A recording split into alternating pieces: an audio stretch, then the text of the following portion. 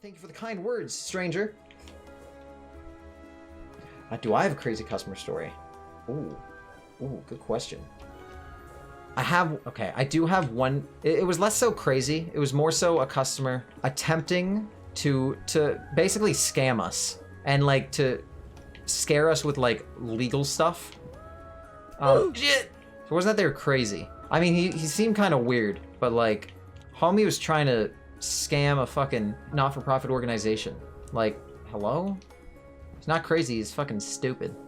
And shameless. Just to reiterate, for those of you that don't know, work at the YMCA, front desk, so I sell the memberships, I set up the memberships for people, I help people if they have like general questions, I give tours of the facility, I answer people's questions about memberships, basically just customer service, and then membership sales.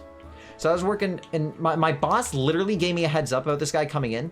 He's coming in for financial assistance, because the YMCA, since it's a family rec center, and like basically like the goal is to be a place for any family to have access to.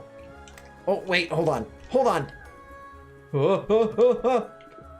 No. My boss literally gave me a heads up. She was my boss Tracy was like, yeah, there's this guy coming in. He's kind of strange. He might try something. Like he gives me a weird vibe, but he's coming in around this time for a fee-assisted membership for him and his mother.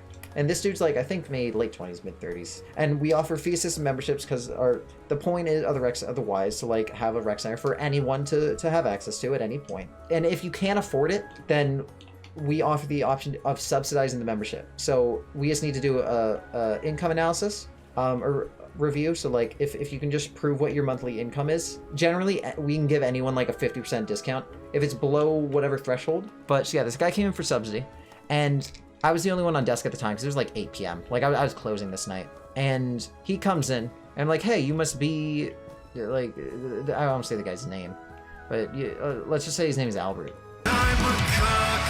I was like, oh, you used to be Albert. Yeah, my manager told me that you're coming in. You're here for fee assistance review, right? Just like for subsidy? He's like, yes, yeah. And then like he showed me all this stuff, and I don't think he was able to go past like the default 50% off. Because like if we go above 50, then we have to look at like bills exactly. Like we just go off income statement to start. And if they need to go more than a 50% discount, then we'll look at actual like bills, like service bills, like phone bills, rent, or your mortgage, monthly gas payment, like all to get to the fine tuning the dollar amount they can afford. But like he made enough where it's like, okay, well, I mean, we can give you 50% for you and your mother, but we can't really go beyond that. And now, mind you, there's paperwork that they fill out. I write the amount per month that that we will charge with the discounted percentage, that being 50 for this guy and his mother. And he was like, so he's like, oh, are you sure? Can't you just give me a little bit more? Like trying to like, I guess, kind of be like, oh, you know, why do you care, right? It's like if the Y makes a little bit less, you're still gonna make the same amount, kind of thing, you know? I'm like, well, like I can't really do that because like the reason we subsidize is because we're essentially a charity organization in a way, not for profit. So we put our own profits back into the subsidy, so families that can normally not afford it can actually afford it. It's not like Walmart where, oh, you steal a chocolate bar.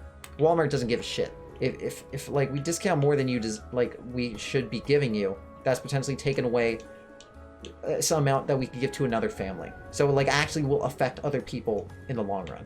But I'm like, so no, we can't. He's like, are you sure? I'm like, I'm sure. And he's like, okay. And I like wrote down the amount and, oh, and actually, sorry, it wasn't monthly. We switched to bi-weekly payments every 2 weeks. And like the other thing, he was insistent on it being monthly instead. And on the thing, it says every 2 weeks. And he was insistent that he shouldn't have to pay that. And he was trying to be like, well, can you just write on there that to make an exception? A bunch of shit like that. I'm like, no, I literally cannot. I thought he was going to give up because he started to stop. And he's like, okay, I'm going to take it with me and I'm going to think it over with my mother. Okay, this is only part one, by the way. This happens over 2 occurrences. This is part 1. He's like, all right, it's going to give us time to think it over. And like, he was just being a jerk about it. I was like, dude, literally stop. But he would not stop. So he came back in that same night, like 20 minutes later, I guess. He's like, let me speak to your manager. Huh?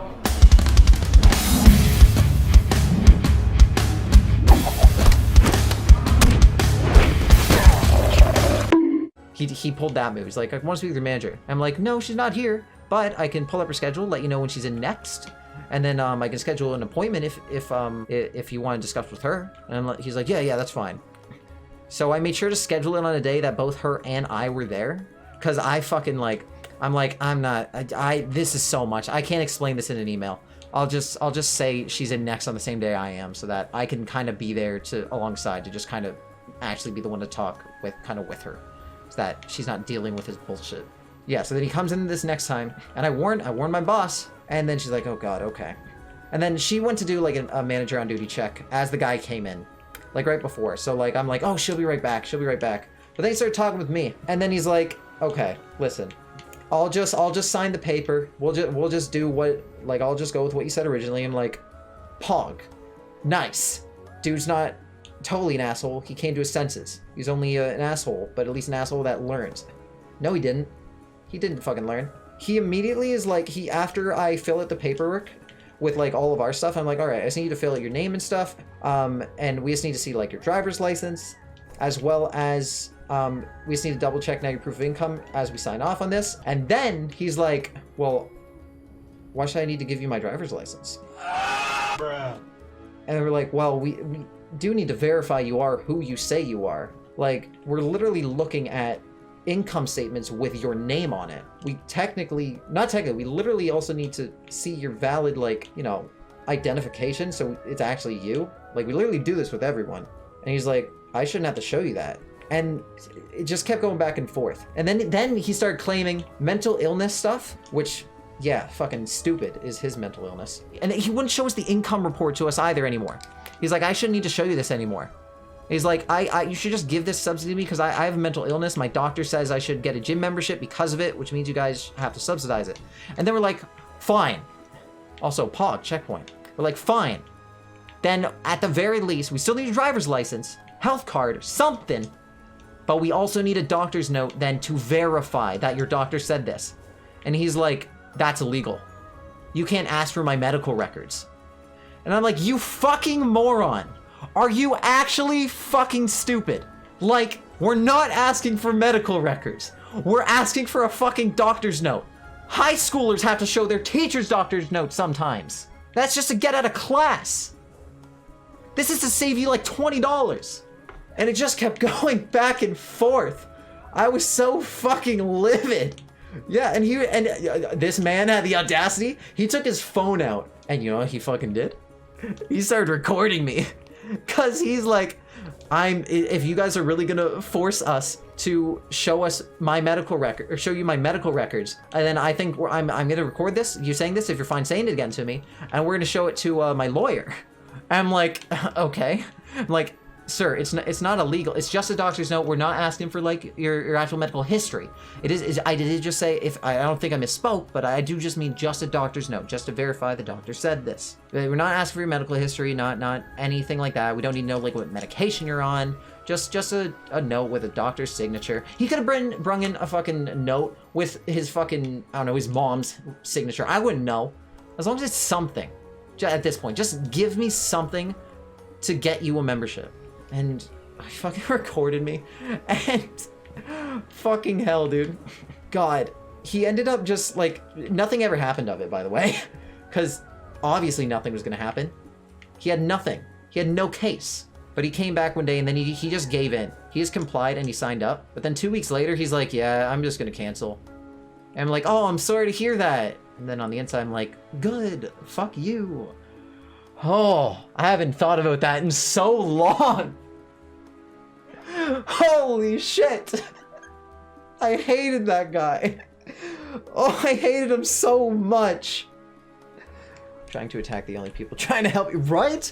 Like, what is he gonna solve? That's not gonna solve anything. Like, 2 different visits, and it took like an hour and a half, 2 hours of my fucking life.